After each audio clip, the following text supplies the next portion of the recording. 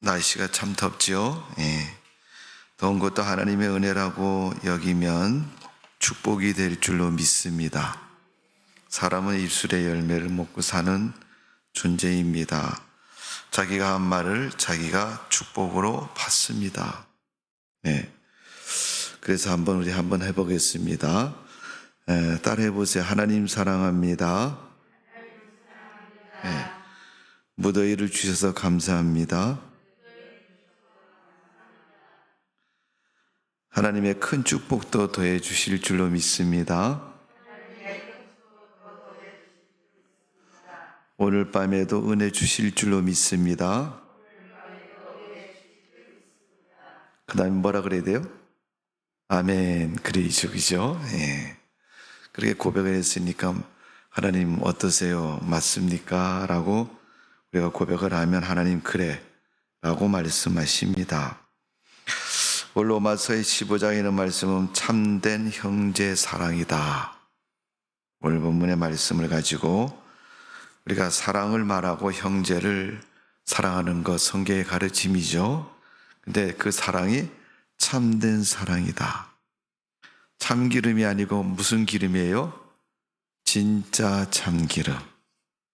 표현하면 이중적인 표현이고 중복된 표현이지만 그 속에는 강조점이 큽니다. 그래서 하나님이 우리에게 주신 사랑 다 알고 받고 누리고 감사하면서 살아가고 있습니다. 그러나 그 사랑이 어때요? 정말로 참으로 감사하는 믿음이고 사랑이 되어져야 하는 것입니다. 여러분, 믿음은 가짜가 없습니다. 전능하신 하나님 앞에 여러분, 우리가 거짓된 믿음 가지면 인정받겠어요? 절대 인정받을 수 없는 거죠. 그러니까 믿음은 가짜가 있을 수 없습니다. 적어도 믿음의 세계에는 진짜만 있는 것이고 참만 있는 거예요. 오늘 우리가 교회는 다양한 사람이 모이고 또 생각과 삶의 의식과 구조가 다르기 때문에 그 사람들의 신앙 또한 영적인 부분에서 다를 수가 있습니다.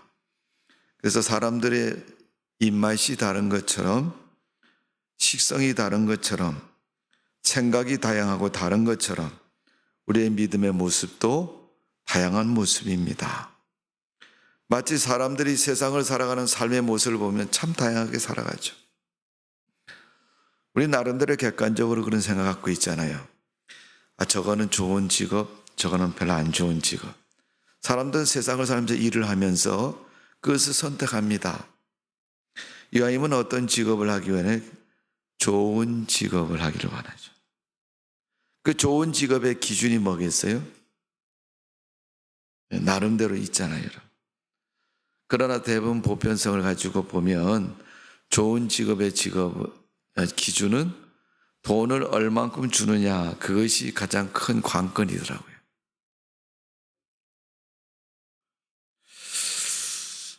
여러분은 여러분이 일하는 그 직업이 마음에 들어야 안 들어요? 드는 사람도 있겠지만 또 안 드는 사람도 있을 겁니다.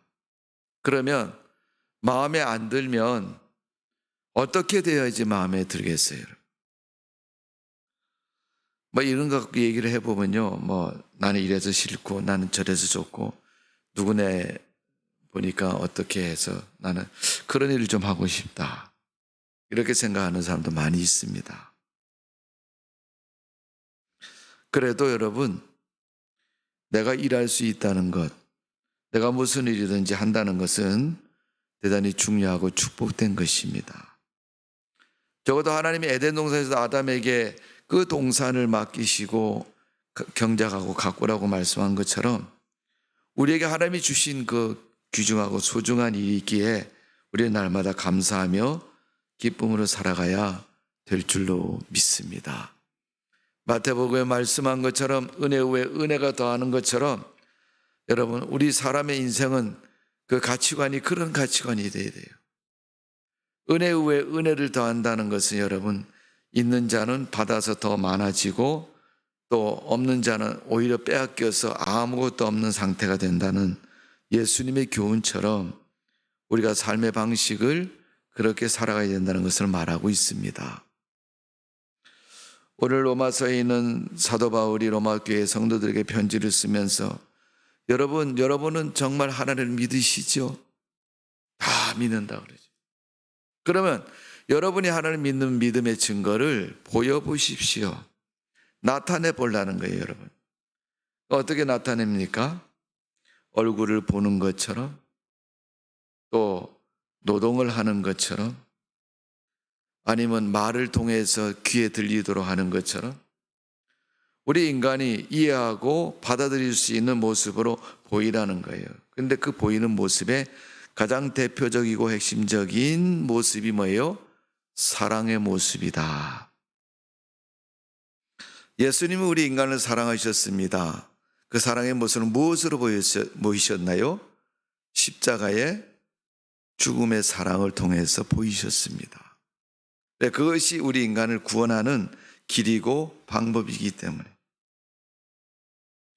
하나님이 만일 우리에게 예수님께서 십자가를 통해서 보여주신 사랑처럼 우리가 성도로서 하나님 백성으로서 우리가 누군가에게 세상 가운데 하나님의 사랑을 보인다면 그는 믿음 있는 자라고 인정받을 것이고 믿음의 사람이라고 사람들은 말할 것입니다. 하나님을 믿고 예배를 드리고 교회 안에서 신앙생활하는 성도들에게 바울은 이제 그걸 외적으로 너 몸 바깥에 있는 외적인 존재 앞에서 그 하나님의 사랑을 보이며 믿음이 있음을 증거하라는 것입니다. 여러분, 믿음은 눈에 보이지 않기 때문에 증거가 돼야 됩니다. 그래 이제 확신을 하는 거예요. 기도를 아무리 했는데 아무런 응답이 없으면 사람들이 기도를 하지 않죠. 그러나 기도하다가 지치고 힘들고 이제 그만해야지 포기할 상기가 됐을 때 하나님이 그 기도 제목을 응답해 주시면 포기하려던 그 마음이 180도로 싹 바뀌어져서 그 하나님의 응답을 보고 기뻐합니다. 그리고 그 응답을 붙잡고 하나님은 살아계시고 내가 하나님을 믿는 사람이고 믿음이 있다고 증거하는 것이고 자기 신앙을 그 기도 응답을 통해서 나타내 보이는 겁니다. 그래서 오늘 우리가 믿음 있는 사람으로서 그 사랑의 신앙을 가지고 살아가는 삶의 모습을 어떻게 사는 것이 그런 삶인가를 가르쳐 주고 있는 거예요. 그래서 오늘 본문 6절에 보면 한 마음과 한 입으로 하나님 곧 우리 주 예수 그리스도의 아버지께 영광을 돌리게 하려 하노라.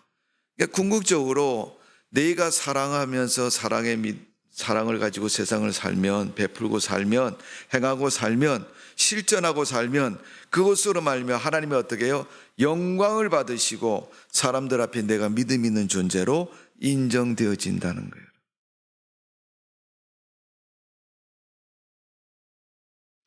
사도 바울이 오늘 본문 말씀 가운데서 보면 그 앞에 있는 로마서 12장 13절에 보면 비판하고 책망하고 그렇게 하지 말고 연합하고 하나 되고 주신 은사를 모아서 하나님이 기뻐하는 일에 크게 힘을 모아 쓰임 받는 그런 존재가 되라고 가르쳐주고 있습니다.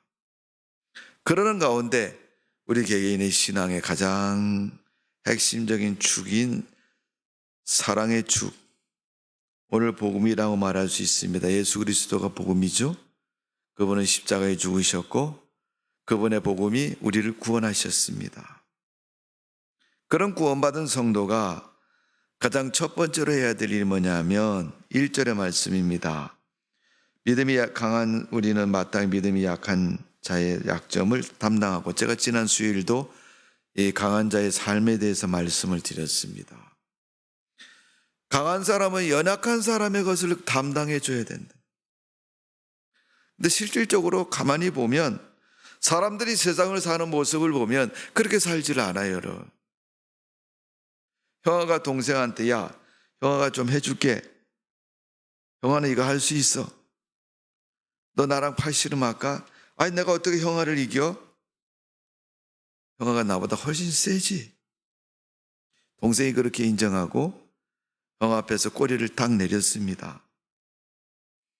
그때 형이 동생을 향해서 뭐라 그래요? 너는 나한테 질 수밖에 없는 존재고 너는 나한테 아무것도 아닌 존재야.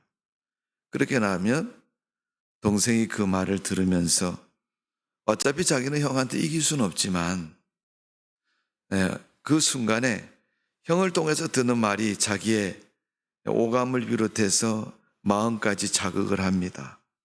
뭐 내가 아무것도 아니라고? 은근히 속에서 뭔가 치밀으면 이제 그때부터 질서를 무시하고 또 방법과 과정을 무시하고 그냥 자기 주체성을 확 드러냅니다. 분쟁이 일어나는 거죠. 그래서 싸우게 되는 겁니다. 오늘 여러분, 강한 자가 약한 자를 누르고 지배하고 또 강한 자가 약한 자의 앞에서 우월성을 드러내고 내가 너보다 나은 존재라고 자랑하며 살라는 얘기가 아닙니다. 내가 그 약한 약점을 내가 담당해서 그것도 나처럼 그런 수준의 강한 사람으로 감당하고 만들어가는 것이 강한 자가 해야 될 일이라는 거예요. 성경은 그렇게 가르치는데 실질적으로 우리가 살아가는 삶의 현장에서 보면 철저하게 양육강식의 공식이 존재하는 세상을 살고 있어요. 강한 사람이 약한 사람을 도와주고 보살펴 주는 게 아니고 어떻게 해요? 잡아 눌러가지고 노예를 만들고 속국으로 만들고. 예. 또 어떤 데 보면 이런 것도 있잖아요. 골목에서 아주 싸움 잘하는 녀석이 있는데 걔는 골목에 있다가 자기 마음에 안 드는 애를 만나면 붙잡아갖고 때립니다. 근데 어느 날 두 형제가 사는 집에서 형이 오다가 그 친구를 만나서 좀 얻어맞고 집에 왔어요. 그러니까 자기보다 힘이 센 그 친구를 자기가 이겼으면 별 문제가 없는데 자기보다 힘이 세고 자기가 쳤단 말이에요. 어쨌든 얻어맞은 것에 대해서는 기분 나쁜 것이고 아픈 것이고 화가 나는 일입니다. 그래서 집에 오다가 집에 대문에 들어왔는데 동생이 마당에서 놀고 있거든요. 그래서 놀고 있는 동생 엉덩이를 발로 뻥 찼어요. 동생이 형아 왜 차? 그랬어요. 얘 임마 형아가 좀 한 대 때릴 수도 있지 뭘 그러고 그러냐 그러면서 한 대 또 찼습니다. 울었을까요? 덤볐을까요? 여러분? 여러분 어떻게 하시겠어요? 힘센 형아가 때렸는데 울었을까요? 그래도 내가 분하니까 덤볐을까요? 둘 다 해요? 난리가 났습니다. 둘이 맥살을 잡고 싸우고. 여러분 결과는 힘센 형아가 이기겠죠. 세상의 공식은 양육강식이니까 여러분. 자기가 골목에서 자기보다 힘센 사람한테 분풀이를 당하고 그 분풀이를 자기보다 약한 동생한테 가서 화풀이를 한 거죠. 이게 여러분 사람들이 살아가는 세상의 모습입니다. 근데 성경은 그렇게 하면 안 된다는 거예요.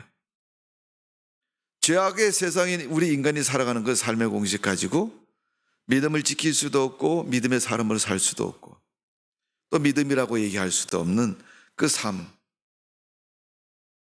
성도는 믿음의 삶을 살아야 됩니다.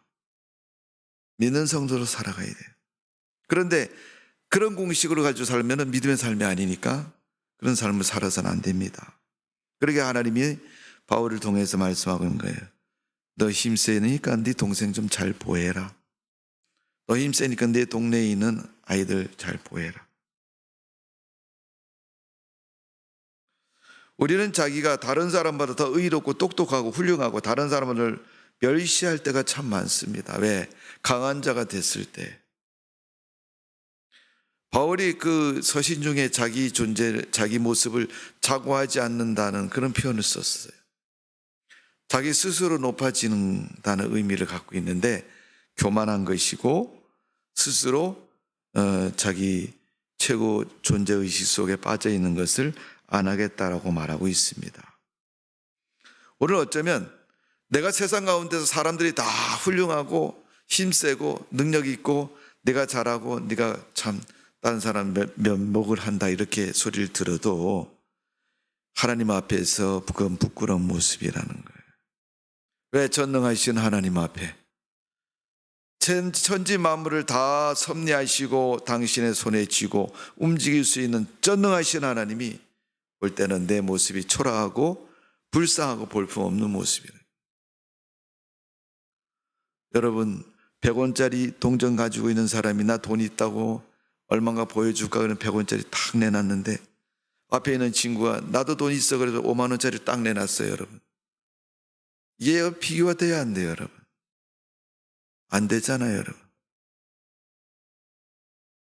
우리 인간이 하나님 앞에서 보면 그런 존재입니다. 그런데 하나님 보고 계신다고 인정하지도 않고 생각지도 않고 어떻게 해요?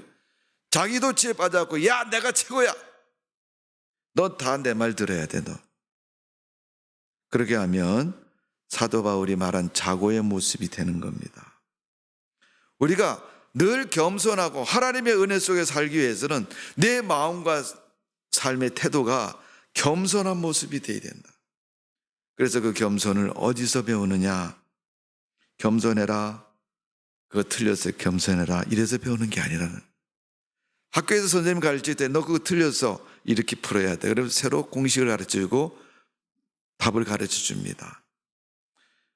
여러분 지식적인 교육은 그게 공식이고 맞는지 모르지만 사람의 공식은 그게 아닙니다.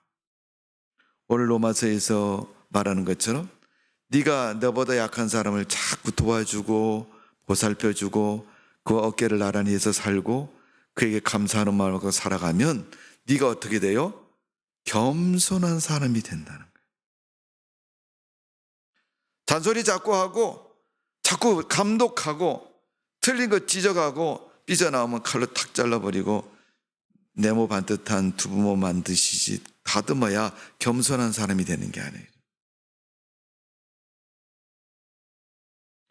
하나님께서 우리 인간에게 그런 방법을 통해서 겸손해지라고 말한 것이 아니고 내 주변에 내 옆에 있는 약한 사람을 섬김으로 네가 겸손한 자가 되라는 겁니다.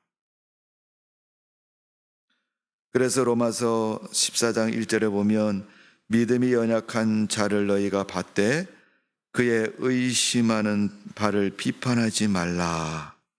여러분 믿음이 약하니까 의심하는 건 당연히 해잖아요. 그렇잖아요? 네, 답이 여러분 수학 문제를 푸는데 답이 잘 못 풀겠거든요. 그래서 답이 뭔지 잘 모르겠다면 선생님이 사지선당 1번은 2, 2번은 5, 3번은 10, 4번은 100 이렇게 답이 그렇게 나온다고 이렇게 예시를 주면요. 모르니까 요즘 애들처럼 소위 말해서 어떻게 해요? 네 개를 아무리 봐도 내가 답을 못 내니까 모르니까 어떻게 해요? 에이 찍어야 되겠다 그러면서 어떻게 아무거나 자기 마음에 드는 걸 선택을 한다는. 근데 답을 아는 사람은요 선택할 필요도 없어요. 그냥 딱 그 나와 있는 것 중에서 딱 선생님이 예시를 안 내줘도요 자기가 공식에 대입해 갖고 답을 찾아서 답을 쓸 수 있습니다. 히브리서 12장 12절 13절에 보면 그러므로 피곤한 손과 연약한 무릎을 일으켜 세우고 너희 발을 위하여 곧은 길을 만들어 저는 다리로 하여금 어그러지지 않고 고침을 받게 하라. 여러분 사람의 다리가 두 개잖아요. 그죠? 물론 편중할 수는 있지만 두 개 중에 한 다리가 다쳐서 조금 불편하고 힘을 못 쓰면 나머지 성한 온전한 다리를 어떻게 해요? 힘을 주고 그 온전한 다리가 조금 다친 다리를 회복이 될 때까지 어떻게 해요? 자기가 좀 도와줘야죠. 그래야지 몸이 완전해지는 거 아니에요. 그렇지 않습니까? 우리는 그리스도의 교회고 우리가 하나님을 믿는 성도이고 우리는 하나님의 지체입니다. 예를 들어서 여러분 몸에 붙어있는 손가락이나 발가락 다 똑같이 기능, 양쪽이 좌우 대칭이 돼서 똑같이 할 수 있는 건 아니거든요. 살다 보면 오른팔을 다칠 수도 있으면 왼팔이 오른팔이 하는 일을 대신 해줘야 돼요, 여러분. 그래야지 오른팔이 어떻게 해요? 다친 게 빨리 상처가 났고 다 나으면요, 야, 오늘부터 내가 할게. 그래서 정상적인 가동이 되는 거예요. 무슨 얘기인지 이해가 되시죠? 그러니까 하나님은 그렇게 되기를 바라는 거예요. 야, 너 잘하니까 너 두목해라. 잘한다, 잘한다. 박수, 박수, 박수. 여러분, 우리 김 집사님이 우리 교회 보배입니다. 목사님이 그랬어요. 사람들이 다 표정이 찌그러졌어요. 왜냐하면 말은 안 했지만 김 집사만 최고인가. 그래서 다 찌그러져 버렸어요. 그 찌그러진 모습을 보면서 목사님 뭐라 그러냐면 최고인 이유가 뭐냐. 이 김 집사님이 교회 강단의 화분을 다 1년 동안 합니다. 그러니까 김 집사님 교회에서 참 쓸모있는 사람이고 훌륭한 일을 봉사를 열심히 하는 사람입니다. 나머지 사람은 어떻게 됐다고요? 다 찌그러졌다.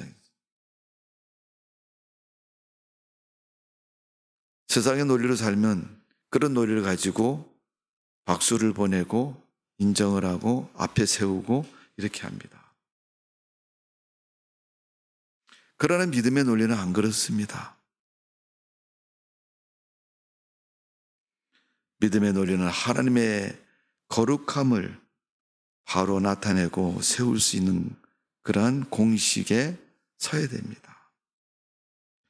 오늘 보면 6절에 그 답을 말하는데 하나님 고 우리 주 예수 그리스도 아버지께 영광을 돌리게 하라. 성도들이 연합하고 사랑하고 하나 되고 진정한 믿음의 가치를 가지고 신앙생활하면서 그 삶을 통해서 하나님께 영광을 돌리라는 거예요. 하나님이 영광을 받으시기에 그들이 살아가라는.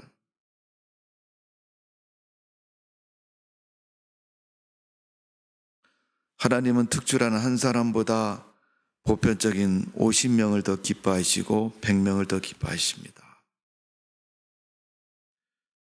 한 사람이 50명 목회를 할 수 있는 그런 훌륭한 재능과 능력을 가진 사람이 있다 할지라도 그보다는 그냥 보편적인 50명, 연합해서 50명이 한 사람밖에 되지 않는 그런 단체를 할지라도 하나님은 그것을 더 기뻐하신다는 거예요.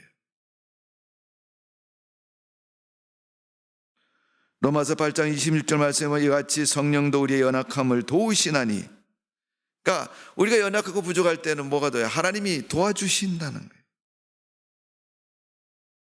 사람들은 자기가 부족하고 연약한 것을 투각시켜서 요즘은 단점을 오히려 장점으로 쓰려고 그러는 사람도 많이 있어요.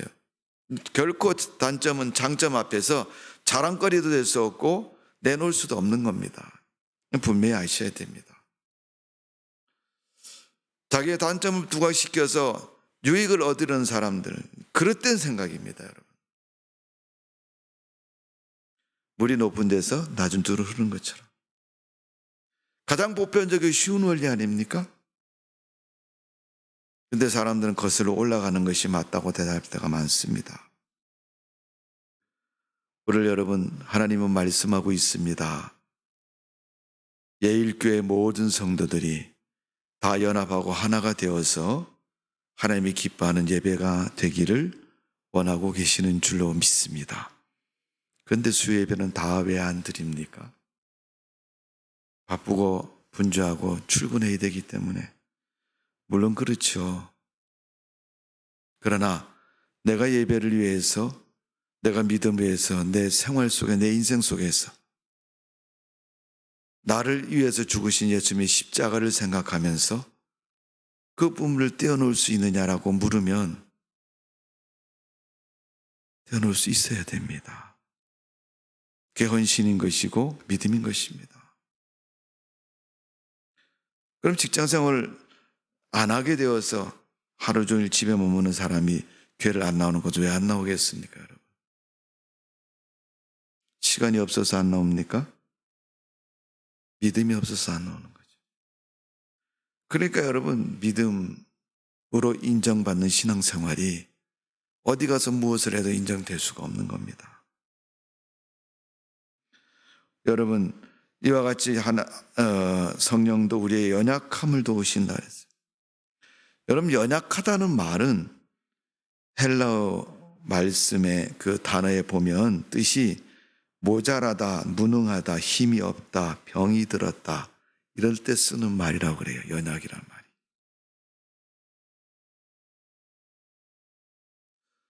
좌우지간 보통 사람들보다 좀 약해 보이는 거예요. 그때 누가 도와요? 성령께서 도우신다는. 성령이 도우실 몫을 사람이 도와주면 그 사람이 누구 일을 하는 거예요? 지금 성령이 도우려고 그러는데 그 사람은 얼른 자기가 가서 도와주면 하나님 일을 자기가 대신 담당하는 거예요. 그러니까 하나님이 기뻐하시죠. 자, 오늘 뭐 할까, 누굴 볼까, 내가 뭘 할까 이렇게 딱 보고 계시는데 얼른 하나님이 하나님이 요거 마음에 들고 계시는 것 같다라고 딱 느끼고 자기가 가서 딱 도와주면 하나님이 너 어떻게 알았냐, 내가 해주려고 그랬는데 네가 가서 해주니까 너무 고맙고 고맙다. 그래서 사람의 도움보다는 하나님의 것으로 받을 수 있는 기회가 되죠. 내가 하나님의 일을 자꾸 가르쳐서 하나님의 일을 빼앗아서 내가 그 일을 감당하면 하나님은 그 자리에 그곳에 더 놀랍고 신령한 것으로 축복해 주시는 줄로 믿습니다. 그래서 여러분, 내가 누구를 좀 담당할 수 있을까 이걸 생각해야지 내가 누구보다 좀 잘할 수 있을까 이것보다는 내가 누구보다 잘하는 걸 가지고 누구를 대신해서 우리 전체를 한번 세워보자. 이러한 방법으로 이러한 생각으로 하면 하나님이 그를 반드시 쓰시고 축복해 주시는 줄로 믿습니다. 자, 오늘 보면 2절입니다. 로마서 15장 2절. 우리 각 사람이 이웃을 기쁘게 하되 선을 이루고 덕을 세우도록 할지니라. 자, 여기에 보면 이웃을 기쁘게 한다. 그리고 선을 행한다. 선을 이룬다. 선이라는 것은 하나님의 뜻을 말하는 거예요. 하나님이 원하는 것을 이루는 거예요. 믿음으로 하는 사람은 하나님의 뜻을 이루는 거지. 여러분, 욕심을 따르는 건 사람이 일을 이루는 것이 아닙니까? 이웃을 기쁘게 한다. 이웃을 기쁘게 할 때 여러분 옆에 같이 동네에 사는 사람을 기쁘게 하는 거 어떻게 하면 그 사람이 기뻐해요? 그 사람이 원하는 걸 해주면 기뻐하는 거예요. 네. 거지는요, 동전을 줘도 인사를 합니다. 근데 아이들은 거지가 아니기 때문에 동전 주면요, 화내요. 이놈! 돈을 줬는데 그게 뭔 태도야.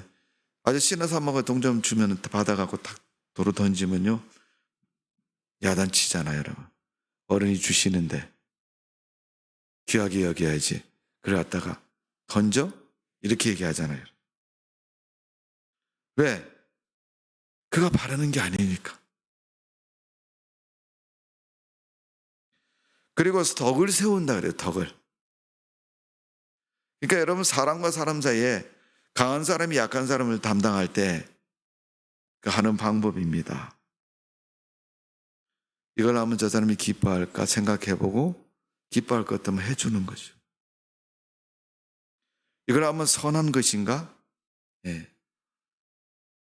여러분, 가르쳐주되 착한 것을 가르쳐줘야지 도둑질이나 가르쳐주고요, 거짓말 치는 거 하나 가르쳐주면요, 그건 아니죠. 우리 부모님들이 제일 허망할 때가 그때라 그러잖아요. 아이를 낳아갖고 집에서 잘 길러서 유치원 갈 때 돼서 유치원 가서 보냈더니 한나절 만에 아이 입에서 욕이 나오더랍니다.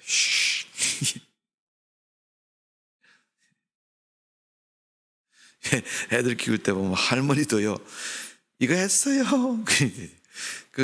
뭐 말귀도 제대로 알아듣는지 어떤지 듣는 정도밖에 안 되는 그 말도 어눌한 돌진한 아이들이 할머니 그래 헬미 이러잖아요, 그죠? 그렇게 말하는 애에다가 이거 이렇게 했어요, 저 그렇게 했어요. 존댓말로 다 가르쳐.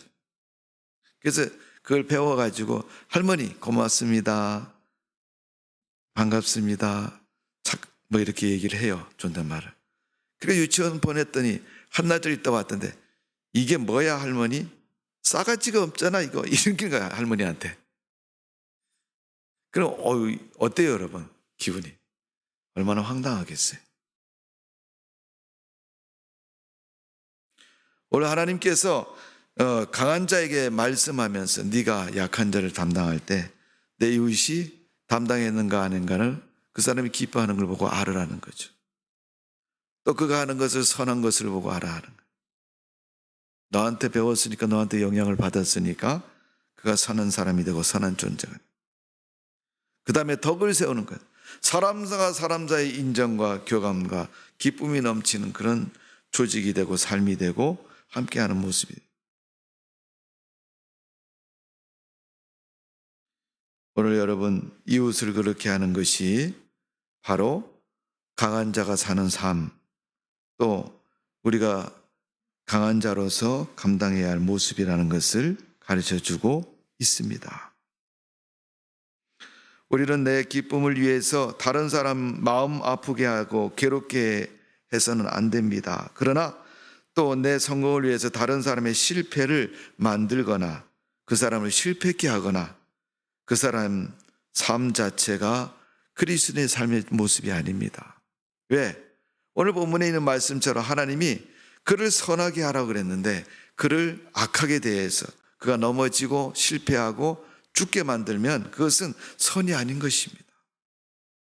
여러분, 어찌 선을 행했는데 여러분 그 상대편이 자살해서 죽기도 하고 그냥 죽기도 합니까 여러분? 사도 바울이 고린도 교회 성도들에게 고린도서 10장 33절에 보면 나와 같이 이 모든 일에 모든 사람이 기쁘게 하여 나의 유익을 굳지 아니하고 많은 사람의 유익을 구하여 저희로 구원을 얻게 하라 그랬어요.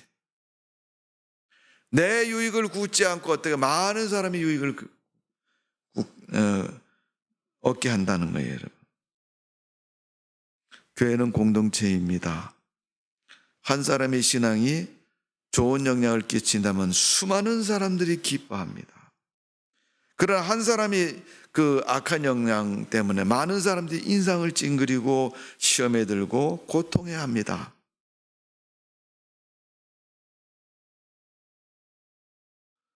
여러분, 지체는요 아무리 작아도요 병들면 온몸이 아픈 거예요.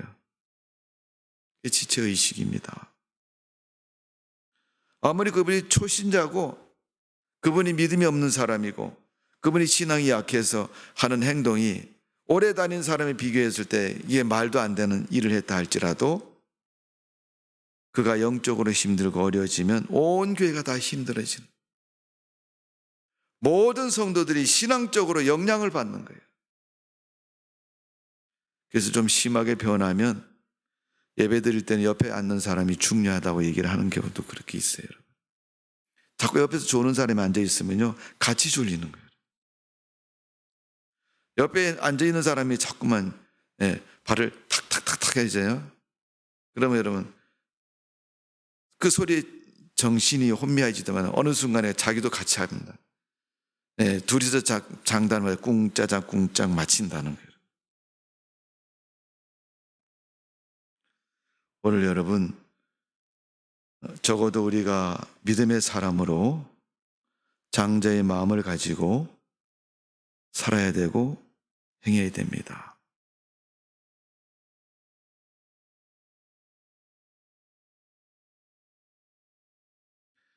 저는 에서가 야곱의 아들, 이삭의 아들, 야곱의 아들이 아니죠. 이삭의 아들 야곱에서 쌍둥이로 태어나잖아요. 그죠? 그런데 형이 에서고 동생이 야곱이죠. 근데 장자의 명분을 에서가 야곱에게 빼앗깁니다. 왜 뺏겼죠, 여러분?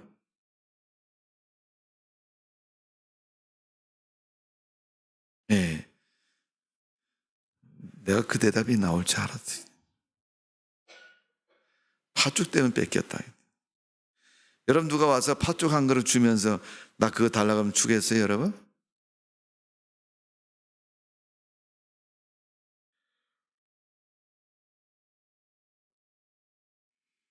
팥죽 한 그릇에 장자 명분 팔아먹을 사람은요, 세상에 한 명도 없어요, 여러분. 장자의 명분이 무엇인지 알기 때문에 여러분, 그렇게 경히 여기지 않습니다. 여러분, 형의 권리를 가지고 태어난 에서가 형으로 살지 못하면 장자의 명분을 빼앗기는 거예요. 그리스도를 믿고 믿음으로 사는 성도가 믿음으로 세상을 안 살면요, 믿음을 빼앗깁니다. 누구한테 뺏겨요? 시험하는 자. 그를 시험에서 넘어뜨리는 자에게 뺏기는 거예요. 마귀가 시험하면 마귀에게 뺏기고요, 귀신이 시험하면 귀신에게 뺏깁니다. 사람이 시험하면 그 사람한테 뺏겨요.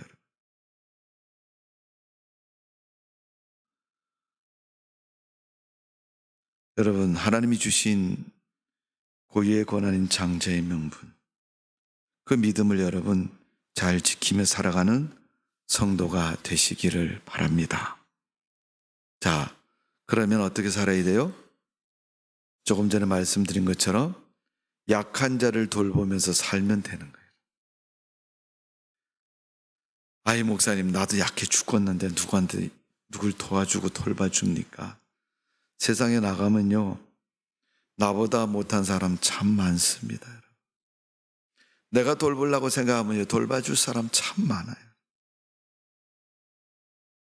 그를 돌보면서 내가 겸손하고 내 마음이 하나님의 은혜로 가득 채워진.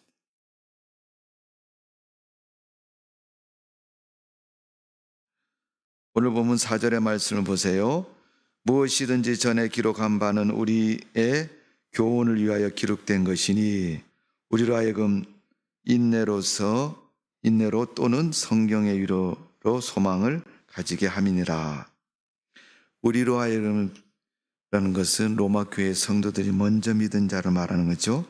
먼저 믿은 자가 인내로, 신앙은 인내가 꼭 필요합니다. 심을 때도 인내가 필요하고 응답을 기다릴 때도 인내가 필요하고 또 우리가 하나님 앞에 인정받기 위해서도 인내가 꼭 필요한 거예요. 또 다른 사람은 오늘 본문의 말씀처럼 도와주고 할 때도 인내가 꼭 필요한 겁니다. 그래서 인내로 또는 성경의 위로로 소망을 가지게 함이니라. 하나님이 주신 은혜로 소망이 있는 사람이 되는 거예요. 여러분, 그리스도인에게 무슨 소망이 있어요, 여러분? 천국의 소망이 있잖아요. 근데 그 소망이 여러분 내 소망 되지만 그 소망을 옆에 사람도 갖도록. 그 좋은 거니까 여러분. 꼭 필요한 거 아닙니까? 천국 나 혼자만 갈래요, 여러분? 오죽하면 어떤 며느리가 그랬대. 나 우리 시어머니 가는 천국 안 간다 그래. 아, 천국까지 쫓아와서 구박하면 어떻게 했냐고 그런데.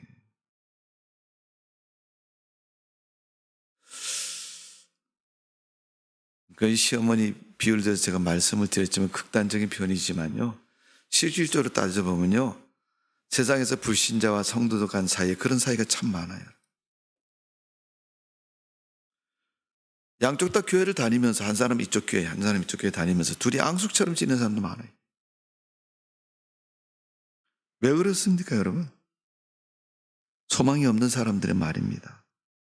소망이 없는 사람들의 모습이. 로마서 8장 24절에 보면 우리가 소망으로 구원을 얻었음에 보이는 소망이 아니니 보이는 것은 누가 바라리요? 라고 말했습니다. 보이는 게 소망이 아니라 그러면 천국의 소망을 말하는 거, 영적인 소망을 말하는 것이고 믿음의 소망을 말하는 거예요. 사도 바울이 데살로니가 교회 성도들에게 데살로니가전서 5장 8절에 보면 구원의 소망에 투구를 쓰라 그렇게 말하고 있습니다. 그것을 가진 소망을 가진 성도처럼 영생의 소망을 나누고 기쁨의 소망을 나누고 믿음의 소망을 나누는 성도가 되어져야 될 줄로 믿습니다. 그 소망스러운 천국을 같이 나누고 공유하는 그 성도의 삶에는 무엇이 여러분 동반이 됩니까? 몇 가지 중요한 것이 동반이 돼요. 제일 첫 번째는 내가 누구에게, 내가 돌볼 사람에게, 내가 기쁘게 할 사람에게 뭐예요? 물건을 줄 수 있어야 된다. 사탕이 2개 있는데 하나씩 나눠 먹는 거는요, 줄 수 있습니다. 그게 물건을 줄 수 있는 거예요. 물건을 줄 때 물건을 준다고 생각하지 마시고 여러분, 성도가 물건을 주면요, 복음을 준다고 생각하십시오. 여러분. 왜? 세상 사람들은 그에게 환심을 사고 그 마음을 이렇게 인정받기 위해서 그런 방법을 쓰잖아요. 먹는 걸 나눠주고 주면서 나 어때? 나 착하지? 나랑 친하게 지내자. 착하게 지내자. 세상 사람은 그런 교제를 위해서 그런 걸 하지만은 하나님을 믿는 사람은 교제를 위해서 그 일을 해도 뭘 주는 거예요? 복음을 주는 거예요. 그가 언젠가는 교제가 확실히 이루어지면 나랑 교회 갈래 그러면 교회 오는 거죠. 여러분. 두 번째는 마음을 줄 수가 있어야 돼요. 여러분. 그래야지 이웃이 기뻐하고 그 기쁨을 내가 피드백해서 다시 받을 수가 있는 거예요. 그 사람이 기쁨은 나에게 그 기쁨을 나에게 돌려주는 거예요. 세 번째는 그와 동행할 수 있는 삶이 되어야 됩니다. 함께 갈 수 있는. 뭐 시간이 많아서 그런 건 아니지만 그가 장에 간다면 같이 가서. 어떤 분은 꼭 그런 분 있잖아요. 친구들 야 동대문 시장 가자 그러면 동대문 시장 같이 가요. 자기 뭐 사실 필요한 게 없는데 친구가 야 옷 사러 간다고 해서 너 같이 갈래 그랬더니 좋아 같이 가자. 둘이 동대문 시장 하루 종일 돌아다니고 쇼핑하고 다니다 보니까 그 친구 옷 사는 거 옆에서 봐주기도 하고 도와주기도 하다 보니까 자기도 하나 샀어요. 생각지 않고 기획에 없던 돈을 쓰지요. 지출했지만 동행이 됐잖아요. 동행. 다음에 내가 시장 갈 때 너 나랑 같이 시장 갈래? 그러면 그 사람이 지난번에 같이 가줬으니까 내가 한번 가줄게. 동행이 되잖아요.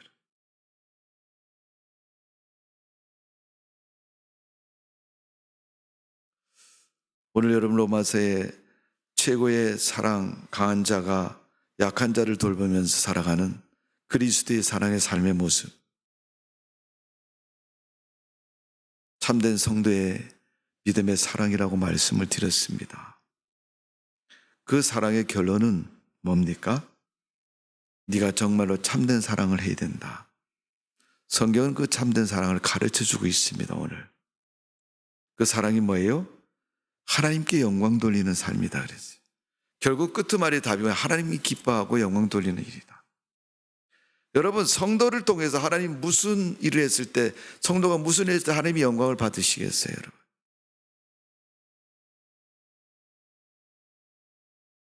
내가 사랑을 베풀고 교제를 하고 서로 나눴던 그 사람이 내 손을 붙잡고 함께 천국에 갔을 때 하나님은 그 사랑을 진짜 사랑이라고 인정하십니다. 그리스도인의 사랑은 세상의 사랑과 다릅니다. 세상의 사람은 더 많은 것, 더 희귀한 것,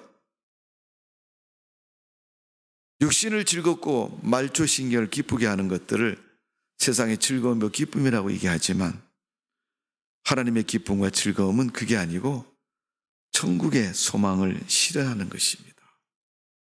결국 궁극적으로 보면 육신적인 면에서는 내가 도와주고 돈을 주고 사랑할 수도 있지만 믿음의 사랑을 말한다면 그를 구원하는 것이 믿음의 사랑인 것입니다. 육신의 사랑 아무리 잘하고 아무리 좋은 교제를 가지고 훌륭한 믿음의 집단이라 할지라도 그가 천국 가지 못하면, 그가 구원받지 못하면 진정한 사랑은 이루어진 것이 아닌 것입니다. 오늘 하나님께서 그 답을 말씀하고 있지 않습니까? 그리스도의 아버지께 영광을 돌리게 해라. 하나님이 기뻐하는 영혼이 되게 해주시고 하나님이 기뻐하는 구원의 섭리가 그를 통해서 이루어지게 해달라는 것을 말씀하고 있는 것입니다.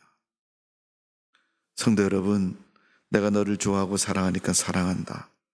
그것도 사랑의 고백이지만 정말 그 사람을 사랑하고 아끼고 귀히 여긴다면 그를 예수 믿게 하셔야 됩니다. 우리 자녀가 예수를 안 믿고 세상적으로는 잘 나가도 여러분, 그 예수 믿는 게 더 중요한 겁니다. 내가 내 아들이기 때문에 당연히 사랑이 되겠지만 그 하나님을 바로 믿고 믿음 안에 사는 것이 진정한 하나님의 사랑을 가르쳐 주는 것이고 실천하는 것이고 그 사랑으로 우리가 살아야 되는 것을 분명히 기억해야 될 줄로 믿습니다.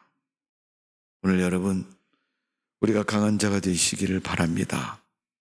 하나님의 사랑을 가진 자로서 강한 자가 되시고 그 믿음의 사랑을 가지고 세상 가운데서 여러분 주변에서 약한 자로 보이는 그에게 하나님의 사랑을 말하고 나누어주고 함께해서 그가 주님의 성전으로 하나님의 전으로 하나님의 복음 앞에서 믿음으로 사는 성도가 되게 할 때 하나님의 사랑은 실천되는 것이고 그 사랑을 전하는 사람이 진정한 사랑을 이루는 성도의 삶이 되어지는 줄로 믿습니다. 기도하겠습니다. 아버지 하나님, 우리는 사랑에 대해서 말할 때 누구에게 뭘 주고 내가 너 이뻐하고 너를 착하게 여기고 쓰다듬고 그런 것이 사랑이라고 여겼습니다. 물론 육신적인 면에서는 사랑의 모습일 것입니다. 그러나 하나님의 사랑은 구원의 사랑이고 영생의 사랑입니다. 그가 하나님 성전에 수없이 맴도는 사람이라 할지라도 하나님을 믿지 않고 구원받지 않았다면 그는 하나님의 은혜 속에 있는 존재가 아닙니다. 나 때문에 예수 믿는 사람이 많아지게 해주시고 나 때문에 하나님을 믿는 백성들이 많아지는 축복된 삶이 되게 하여 주옵소서. 로마서의 사도 바울이 하나님 믿는 성도들, 특별히 교회 안에서나 교회 밖에서나 힘을 가진 성도가 해야 될 일은 약한 자를 도와서 일으켜 세우며 그와 더불어서 하나님 나라를 확장하는 것이 진정한 사랑의 목표요 모습이라고 가르쳐주고 있습니다. 그 모습처럼 우리는 하나님의 사랑을 실천하고 이루는 성도의 삶이 되게 하여 주옵소서. 예수님의 이름으로 기도하옵나이다. 아멘.